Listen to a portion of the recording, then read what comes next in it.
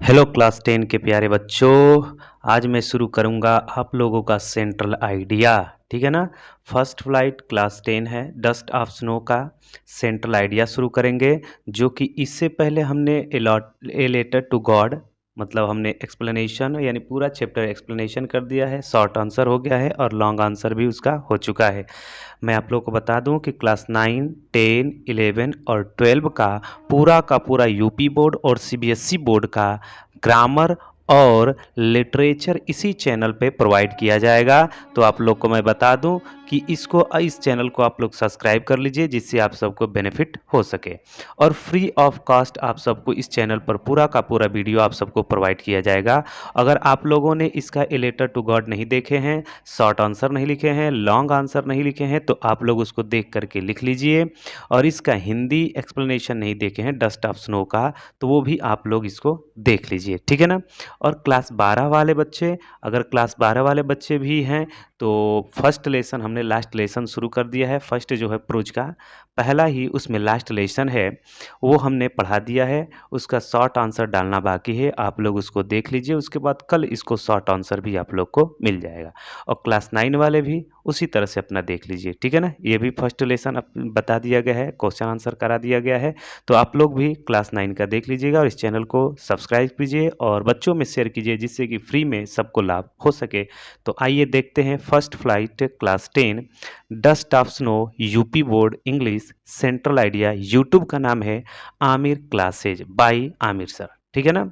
Aamir classes by Aamir sir YouTube classes है। ठीक है ना। यूट्यूब पे सर्च कीजिएगा। देखते हम लोग डस्ट ऑफ स्नो के बारे में। तो लिखा क्या है कि the poem dust of snow, यह कविता dust of snow has been composed by Robert Frost.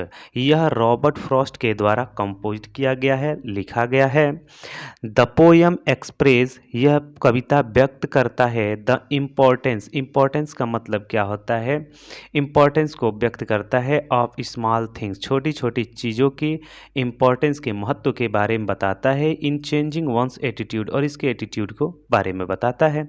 The poet appreciate, poet appreciate का मतलब प्रशंसा करता है the beauty of the snow, snow की ब्यूटी की प्रशंसा करता है। पोएट स्नो की यानी बर्फ की खूबसूरती की व्याख्या करता है, प्रशंसा करता है। विच चेंज्ड हिज मूड, जो अपनी मूड को बदल देता है। And saved many precious moments for being waste away, और बहुत सारे बहुमूल्य समय को, वक्त को बर्बाद होने से बचा देता है। The crow sex of the snow, कौवा स्नो के डस्ट को गिराता है।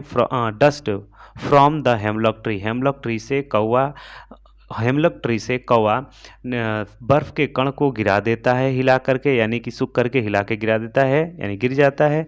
द सेम वे, ठीक उसी प्रकार one can shake of the sadness, इसी प्रकार कोई भी अपनी उदासी को हटा सकता है फ्रॉम वन हर्ट्स, अपने हृदय से। आप सबको मैं बता दूं, फिर से देख लेते हैं। The poem dust of snow has been composed by Robert Frost.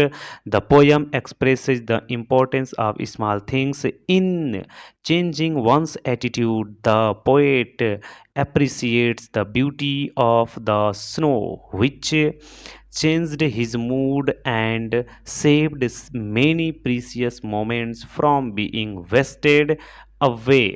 The crow sucked off the snow dust from the hemlock tree. The same way one can suck off the sadness from one's heart. कहने का मतलब यह कविता dust of snow Robert Frost के द्वारा लिखी गई है। इसमें छोटी से छोटी चीज़ों के इम्पोर्टेंस के बारे में बताया गया है, और यह गिरते हुए गिरते हुए बर्फ़ के कण के खूबसूरती के बारे में बताया गया है। और यह मूड चेंज कर देता है और बहुत सारे बहुमूल्य समय को बचा लेता है बर्बाद होने से। जिस प्रकार से कौवा हेमलॉक ट्री से बर्फ़ के कण गिरा देता है, ठीक उसी प्रकार से कोई भी इंसान अपनी उदासी को अपने दिल से इसी प्रकार से हटा सकता है। इसके बारे में ये बताया गया है। तो आप लोग इस चैनल को सब्सक्राइब कर दीजिएगा और सेंट्रल आइडिया इसको अच्छे से लिख लीजिएगा। और क्लास 9, 10, 11, 12 का आप सबको मिलता रहेगा। चैनल को सब्सक्राइब कीजिएगा, आगे बच्चों में भेजिएगा। Thanks for watching.